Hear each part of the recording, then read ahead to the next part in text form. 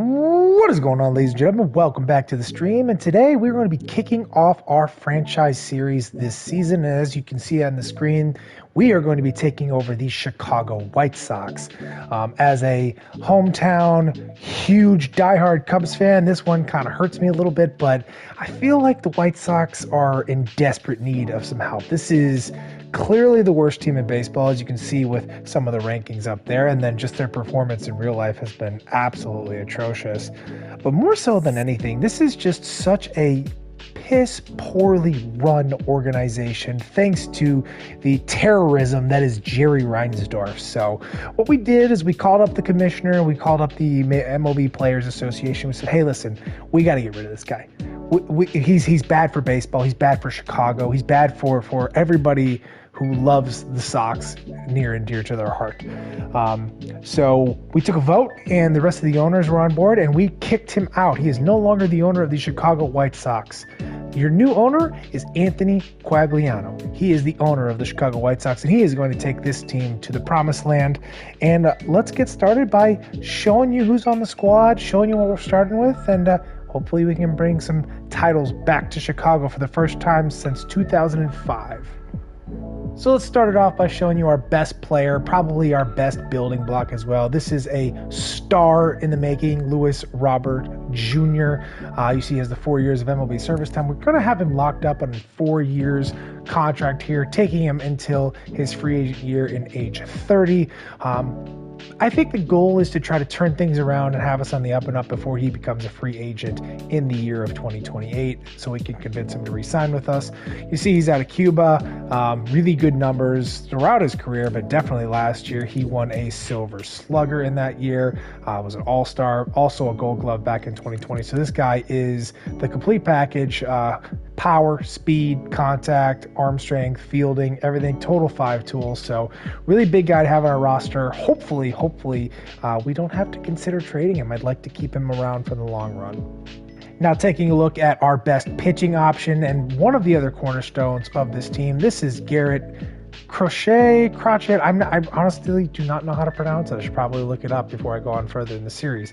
As you can see, I've done some editing to his base statistics.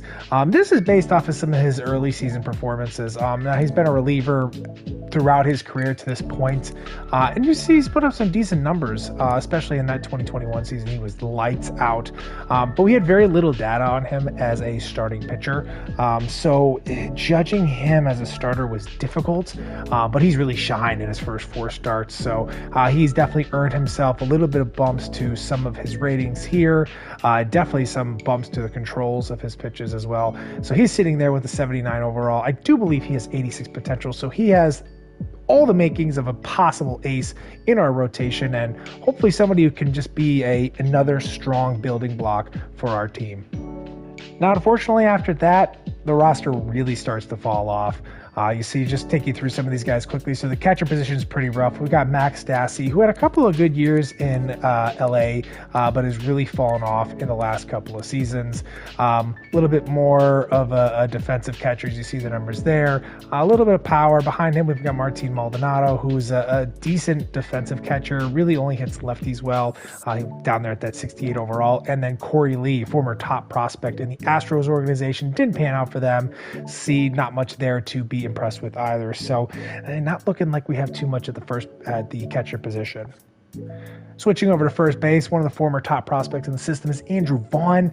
Really hasn't shined in a couple of seasons up in the majors. The White Sox pushed him kind of aggressively in 2021, and he kind of struggled, and he really hasn't found the power that he was supposed to have in his bats. Also, his defense is pretty poor. They've moved him to quite a few places across the diamond instead of his natural position of first base. We're going to just keep him at first base and hopefully find the power in his bat and get him going. The guy behind him, Gavin Sheets, is off to a torrid start to start the season this year. He is just crushing the baseball. So you see I've given him some bumps in contact and power. Righty. Really limited defensively. Probably may work in rotation with Andrew Vaughn at that first base position. Haven't quite decided what to do there. He's pretty capped out on potential as well, but a guy who could hit for some pretty good pop nonetheless. So somebody I'm happy to have on the roster for the short term at least. Switching over to second base, we are looking at Nicky Lopez. I've actually bumped his potential down because he's off to another struggling season at the plate. He's not the greatest hitter. You see what he's done the last 2 years at the dish. Just hits for absolutely no power. I mean, the guy had a slugging under 300 back in 2022. Does provide some pretty elite defense, though, so that keeps his value a little bit higher. But we're definitely going to need to improve at the second base position. Now over at third base, the former number 1 overall prospect in baseball back in, I think, 2017. Huge get for the White Sox when they traded with the Red Sox a while ago. Has shown some flashes in his career. You take a look at this 2019 season. But ever since COVID hit, I think he had COVID in this year, and then he's really been struggling to get right since then. Last year was okay, but White Sox fans have become pretty impatient with him. You see, he's still got 2 years left on that contract, paying $15 million in 2025. So we're going to have to find out quickly if Yohan Moncada can still be what he was once promised to be, or are we going to have to cut bait and try to get some prospects for him to try to help us rebuild in the long run. Moving over to shortstop, it is not pretty once again. Here we have Braden Shoemake, who I believe the White Sox acquired from the Atlanta Braves. Only 4 at-bats in his career. He is maxed out on potential at 73 potential, already at 73 overall. See, nothing really stands out too well for you. He's a little bit above average in the contact department, but he's below average in the power department, and he's below average in defense. So not a guy I love to be our long-term shortstop option. Maybe a bench option I could deal with, but doesn't really have any speed. So I'm not quite sure what he's going to offer us. Also, we're looking at Paul DeYoung, big-time power bats, but cannot consistently put the ball in play. Had a couple of good seasons back here in St. Louis, but decent defender, so I might actually end up playing him at shortstop more so than Shoemake, but yeah, not a guy we're looking to in the long run. Now looking at left field, again, more problems. I mean, that's going to be a common theme with this team. Big free agent signing, I think it was, to start the 2023 season. Andrew Benintendi, a really head-scratching move coming off a year where he slugged under 400, and he signed for another 4 years and $60 million. I mean, we're kind of stuck with this guy. Nobody's really going to want him. Really decent contact guy and does well at the dish, but not a lot of power, no defense to speak of, no speed to speak of. So we're just kind of stuck with Benny. I'm hoping that he can possibly have a good early season 1 or season 2, and somebody's gonna be like, hey, we want Benintendi. That's the guy we remember. So, but in the meantime, we're probably just going to get stuck with him. Another guy who's kind of fallen off a little bit, and Sox fans are getting a little bit tired of him, is Eloy Jimenez, mostly because he can't stay healthy. The guy's got a big bat, but his defense, as you can see, is atrocious. And he has struggled to stay healthy. You see 84 games in 2022, only 120 in 2023, and this is following 55 in 2021. So maybe he can stay healthy for us this year, and I don't know, maybe we'll turn him into a guy we'll trade, or maybe we'll give him more time for us to possibly hang on to him. But big bat, but hopefully he can stay healthy. And then the final guy in the left field position is going to be Kevin Pillar. This guy is more of somebody you throw into the lineup against lefties. Decent speed, decent athleticism, decent defense as well. But not really somebody who's going to play every day. More of a lefty specialist. You could throw him out there maybe in starting lineups against lefties, and he can give you some good returns, but not somebody we're going to have to rely on. And finally, we've already taken a look at the main center fielder in Luis Robert. Let's talk about some right fielders here. So Dominic Fletcher, he came over from the Arizona Diamondbacks. See, he had a pretty decent year last year in those 93 at-bats. Really a guy who crushes righties pretty well, but not for a ton of power. But his calling card is going to be defense. Doesn't have a whole lot of room left to grow. I think he might even be maxed out of potential, but somebody I can see us getting some value from in the early going in this franchise. Robbie Grossman will be a solid pairing with him as he hits lefties really well as well. So we might rotate those guys, one against lefties, one against righties. And then one more guy in Oscar Colas, one of the former top prospects in this system, top 100 prospect last year, I think. Hasn't quite panned out in the majors in 245 at-bats last year, but has crushed it in AAA. So maybe we can get something out of him yet.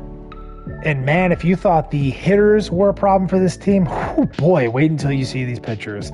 So this is currently our second best starting pitcher, Touki Toussaint, a guy with a career 5.21 ERA. So already not off to a good start. Then we're going to look at Mike Soroka, a guy who looked promising in Atlanta, but had a pretty serious arm injury and missed 2 full seasons.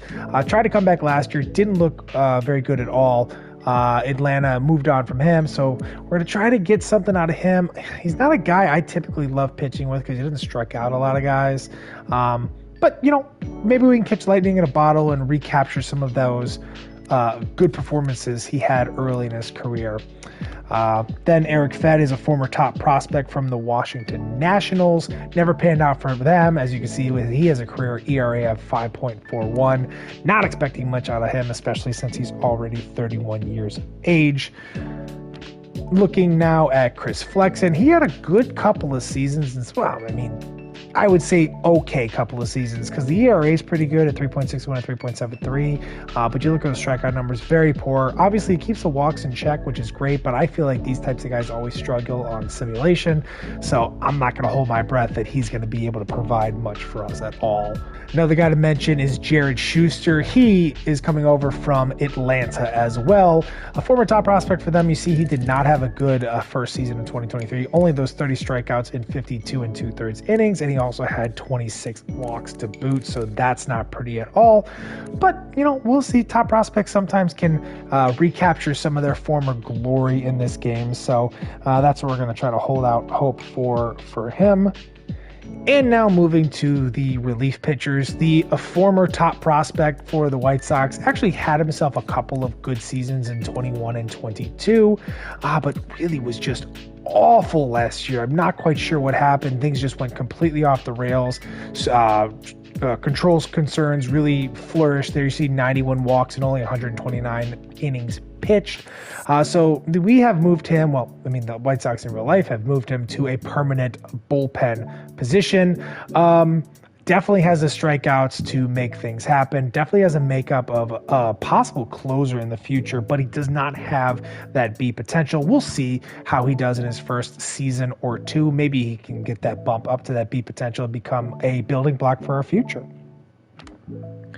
Jordan Leisure is one of the top prospects in the system. You see he has no MLB service time, but is already the second best relief pitcher in our organization. Pretty excited for this kid. He's got some massive gas. You see 99-mile-an-hour fastball, 88-mile-an-hour slider, 85 Ks per 9 already. So this is a guy I am pretty excited about to use. Moving on with the relief pitchers, Tanner Banks is a decent lefty, not outstanding, doesn't throw super hard, already 32 years old, but probably can provide some decent enough of value for us. You see some of the numbers he's been able to do in his 2 seasons in Chicago.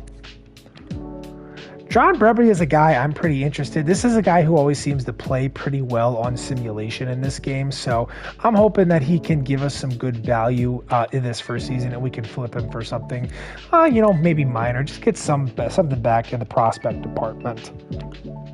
Steven Wilson was a guy who was acquired in a trade, I believe, with the Padres. Yes, I was going to say this is a guy that was acquired in the Dylan Cease trade. You see he's put up some decent numbers in the ERA department. He had 22 holds last year. Somebody who I don't think has hella good upside, but somebody who can be a good solid piece for our bullpen in these early years. And then the final guy I wanted to point out is a former top prospect in the Yankees organization and all baseball, I believe. He was a starting pitcher for a number of years for the Yankees, and then things just kind of went off the rails in 2020. He started to not be able to throw strikes, and then he finally broke through the majors, and things weren't pretty then either, and he's now in the White Sox system. I always like former top prospects, especially when they've moved to relievers. You never know what you might be able to get. You see a little bit that I've adjusted there. Basically just adjusted his stamina down to more of a reliever stamina and then adjusted his per 9 numbers as they were able to keep him at that 68 overall. Somebody I'm going to monitor early. He's going to get a shot to make the bullpen out of camp, and we'll see what we can get. So now comes the fun part. We talk about top prospects in this system, and you cannot go anywhere else but start with Colson Montgomery. This is one of the top prospects in all of baseball. He was the 22nd overall draft pick in 2021. He is now ranked the 9th overall prospect in all of baseball, according to MLB Pipeline.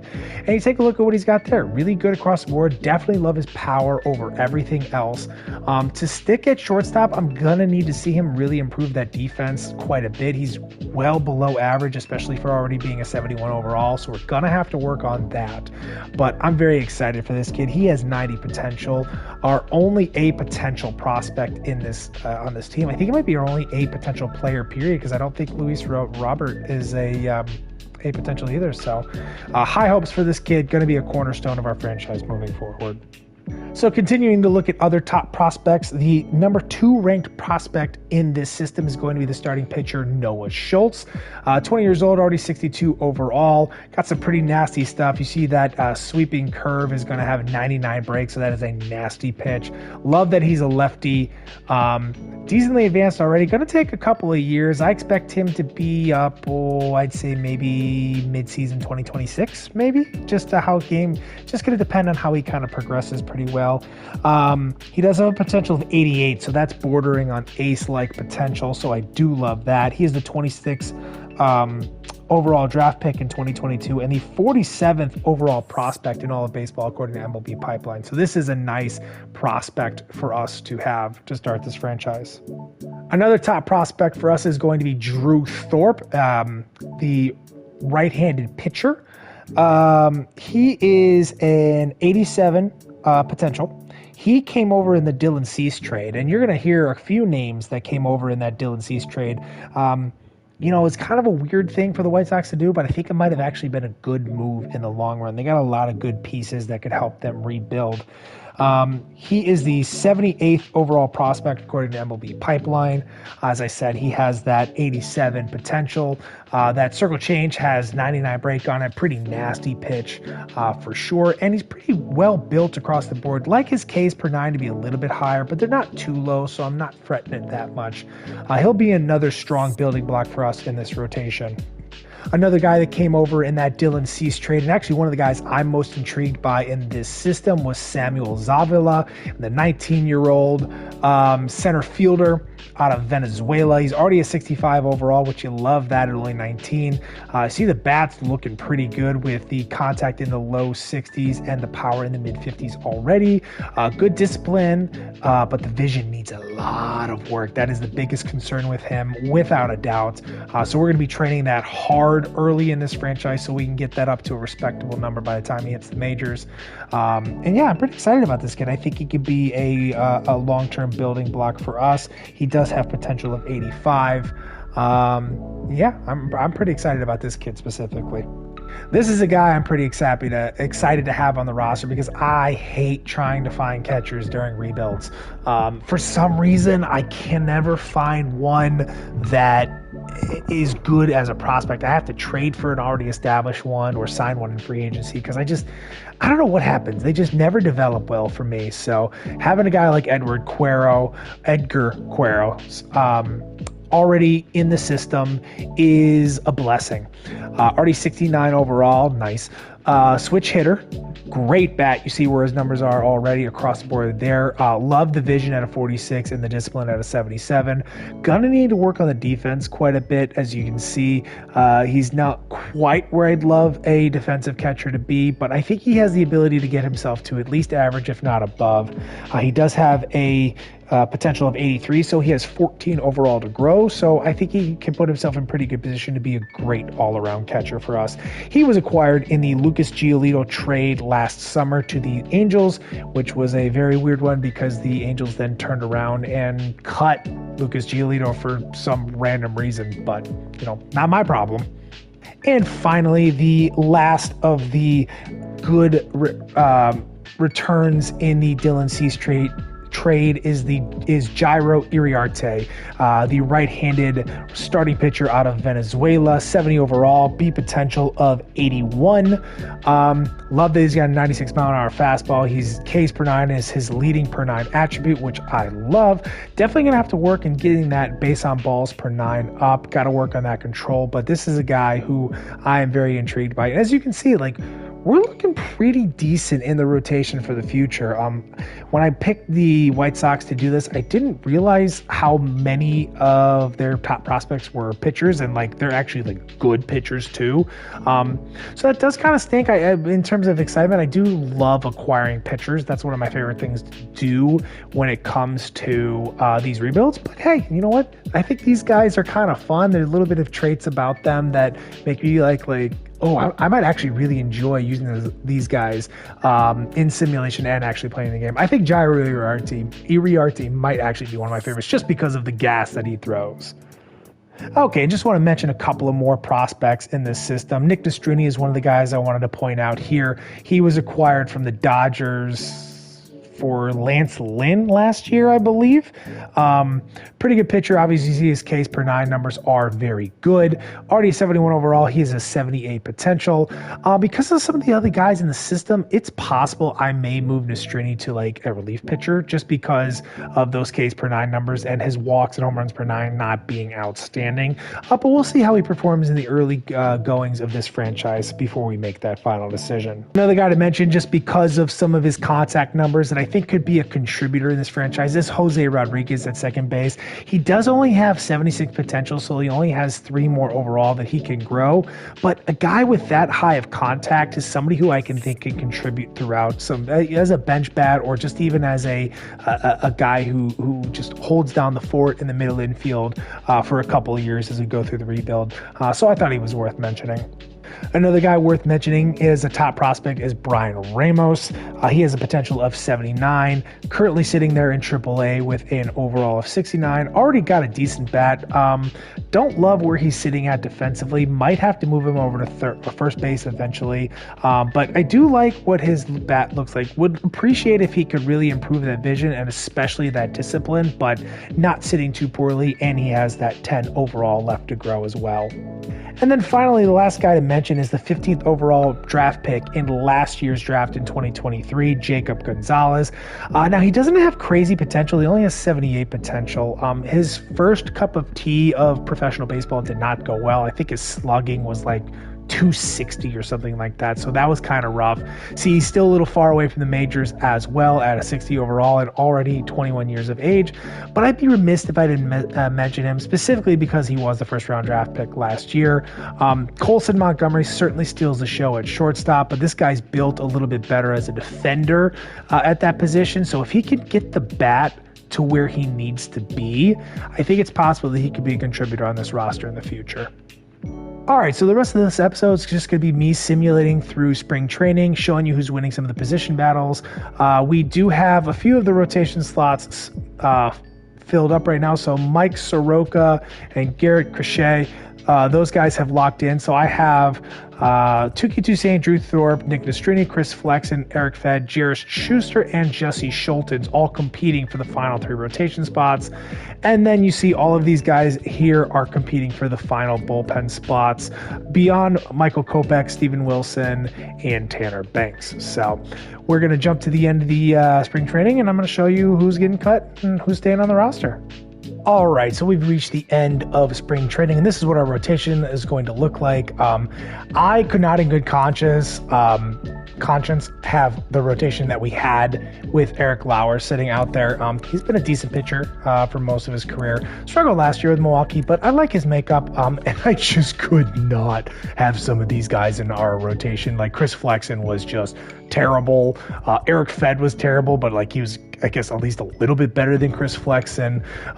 Take a look at some of these other guys. Jared Schuster struggled. Nick Nastrini struggled. Drew Thorpe struggled. Jesse Schultens was okay, but his hits per 9 is terrible. So I had to go out there and get Eric Lauer. At only 28 years old, could see him turning into something for a trade piece, hopefully. At least stabilizing our rotation in the short term would be nice. Looking at our bullpen, it's going to look like this. Chris Flexen is going to be in our long relief spot. Our low leverage lefty is going to be Sammy Peralta. Closer is going to be Michael Kopech. We're going to let him ride that out to start with Steven Wilson working in setup. Jordan Leisure did not have a great spring training, but again, I'm going to let him kind of ride or die at this point right now. John Brebbia, we're going to let him be a noodle arm middle reliever. Hopefully he can give us some good numbers and maybe we can flip him at the deadline. Matt Foster had a pretty good spring training, so I'm excited about that. And Tanner Banks, of course, going to be our prime lefty in the bullpen. Just checking out some of the other guys. Devi Garcia had a pretty good showing in 9 1/3 innings, but we're going to let him get a little bit more seasoning at AAA. And then we talked about some of the guys here. A little bit disappointed that one of these guys like Nastrini or Thorpe couldn't win a rotation slot out of camp, but it's okay. We'll let them get a little bit more work in AAA, and I'm sure that they can overtake Eric Fed pretty shortly. So, yep, that's going to be our pitching rotation. Let's move over to the lineups. All right, and this is what we're going to be rolling with our starting lineup. We're going to have Ben Intendi in left field, Yohan Moncada at third base, Luis Robert at center field, Eloy Jimenez at DH, Andrew Vaughn at first base, Dominic Fletcher in right field, Braden Shoemake for right now, because he actually had a pretty good spring training. You see the average of the home runs there, pretty impressive. He's going to be starting at shortstop, but keep an eye out for Paul DeYoung, Max Stassi at catcher, and Nicky Lopez at second base. Was thinking about doing Gavin Cheats at first base, but Andrew Vaughn actually had a pretty good spring training there, so not terribly disappointed by that. Although, again, Cheats did kill it too as well, so we'll keep an eye on that throughout the season. I did end up having to cut Robbie Grossman because I had one bench slot too many, and I was leaning towards Grossman for the longest time, and then I'm like, yeah, you know what, the speed and defense and overall hitting profile of Kevin Pillar is something that I'd prefer to have on my bench instead of Robbie Grossman, who's really kind of a one-trick pony and he's just hitting lefties. So I decided to cut him and swallow the contract as is. So that's what our roster is going to be looking like going into this season. I'm going to go and work out the rest of my AA and AAA rosters, set some lineups and rotations for that, and then I will see you guys for the first game of the season. I think it's going to be a live comm. I'm going to do a full episode of do a whole game of live commentary on that and then cut it up so it's a nice simpler video for y'all to watch. But in the meantime, between time, I hope y'all have a wonderful rest of your day, and I'm gone. Deuces.